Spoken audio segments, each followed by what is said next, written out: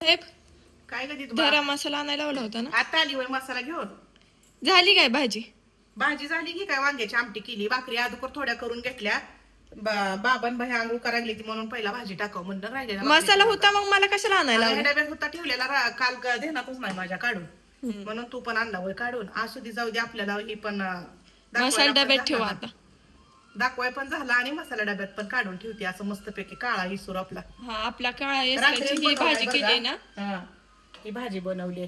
वांगी होती मस्तपैकी, 2-3 वांगी होती, म्हणलं रसाच बनवावं, सुक्क वांग नको करायला. तर अशी मस्तपैकी आमटी केली. बघ दीद बाळा, छान वाटती का? मसाल्याचा वास माझ्या रूम मध्ये डब्बा ठेवलाय सगळा यायला लागलाय तिथं. मग ती डबा 2 पॅक करून तुझ्या इथं ठेवल्यात, मग तिथं तिथल्या तिथं तुला पॅक करता येते ना, म्हणून साठी पुन्हा वज उचलाय नको तुला. हा लय काळजी आहे मला. तुम्हाला पण आपला मसाला पाहिजे असेल तर मी वरती व्हॉट्सअप नंबर देते, त्याच्यावरती मला आणि असा मेसेज करा. मस्तपैकी कलर पण आलाय बरं का, रात्रीच ताजा ताजा बनवलाय. आणि तुम्हाला जी बनवून ठेवलेला असताय तीच मी रोज भाजीला वापरते मसाला.